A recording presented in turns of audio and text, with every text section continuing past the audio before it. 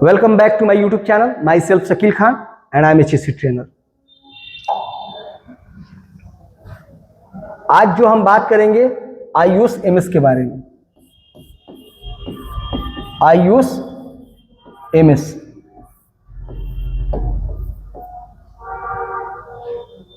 Zero 0.5 के बारे में।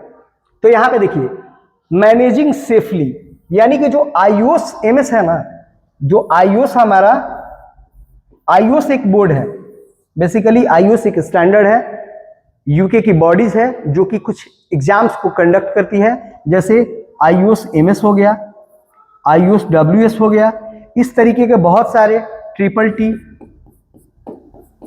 ट्रेन द ट्रेनर का कोर्स, इस तरीके का आयुष एग्जाम कंडक्ट करती है।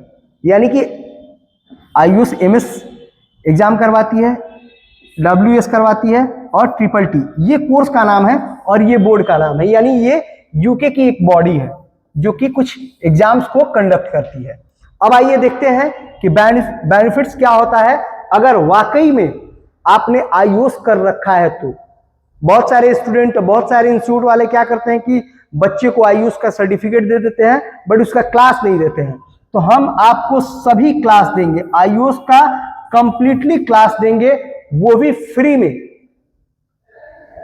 ये क्लास सिर्फ उन बच्चों के लिए रहेगा जो हमारे यहां से फायर एंड सेफ्टी के कोर्स कर रहे हैं, जिप्सेट एकेडमी से कोर्स कर रहे हैं उनके लिए। तो आप ऑनलाइन भी ये क्लास ले सकते हैं और ऑफलाइन भी आकर के हमारे संस्था पे क्लास ले सकते हैं, लेकिन कंडीशन यही है कि हमारे यहां से आपको फायर एंड सेफ्टी में एडमिशन लेना होगा। देन ये आपको कोर्स फ्री में दिया जाएगा, पढ़ाया जाएगा फ्री में। सर्टिफिकेशन का जो अप्लाई करने का चार्ज लगता है वो लगेगा। इसमें देखिए हम लोग क्या क्या सीखते हैं। देखिए मैनेजिंग सेफली कवर्स, यानी कौन कौन से टॉपिक ऐसे होते हैं, कौन कौन से एलिमेंट्स होते हैं जिसको मैनेजिंग सेफली में कवर किया जाता है। यहाँ पे लिखा गया है असेसिंग रिस्क, यानी इसमें हम लोग रिस्क को एसेस करना सीखते हैं, है ना, रिस्क मैट्रिक के द्वारा, कि रिस्क मैट्रिक के द्वारा रिस्क को कैसे एसेस किया जाता है ना।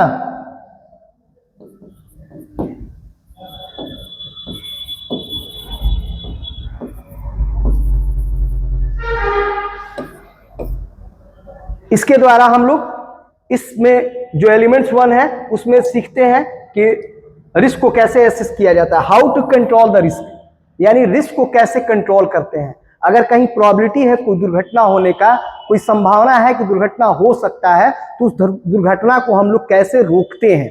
यानी कि प्रोबेबिलिटी हाई है तो प्रोबेबिलिटी को, संभावना को हम कैसे कम करेंगे, हाई को कैसे कम करते हैं। जैसे मान के चलिए एक बंदा है ऊंचाई पे कार्य कर रहा है, not using anything, not using FBH, तो यहां पे प्रोबेबिलिटी है कि वो बंदा गिर सकता है, तो यहां पे चांस जो है हमारा हाई है।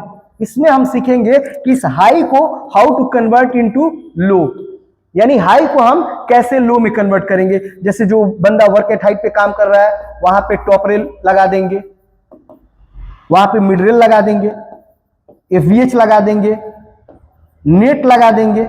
इस तरीके का कंट्रोल मेजर और कंट्रोल मेजर्स के बारे में जानेंगे कि how to control the risk.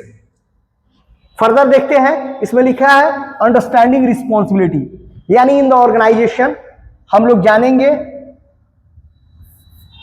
हम लोग इस जो हमारा एलिमेंट्स 3 है इसमें हम जानेंगे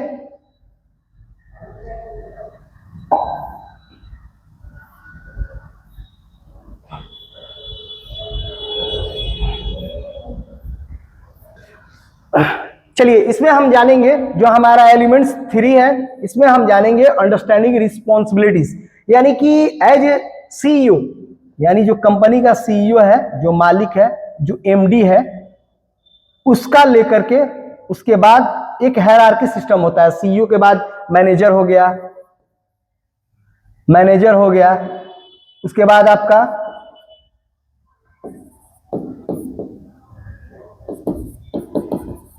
साइड इंचार्ज हो गया, सुपरवाइजर हो गया।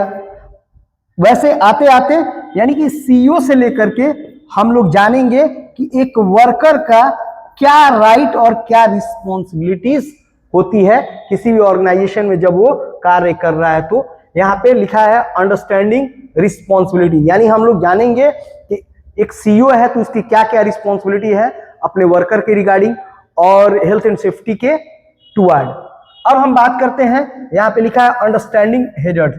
अंडरस्टैंडिंग हेजर्ड्स यानी हम जानेंगे इस टॉपिक में कि हेजर्ड्स क्या होता है, हेजर्ड्स के कितने टाइप होते हैं और हेजर्ड्स को कैसे मैनेज किया जाता है, कैसे रिकॉग्नाइज किया जाता है।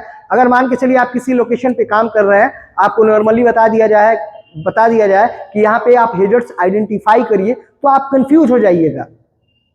तो उस कंफ्यूजन को दूर करने के लिए इसमें अंडरस्टैंडिंग के बारे में बताया जाता है कि how to easily recognise the hazards, hazards के बारे में कैसे हम लोग आसानी से रिकॉग्नाइज करेंगे।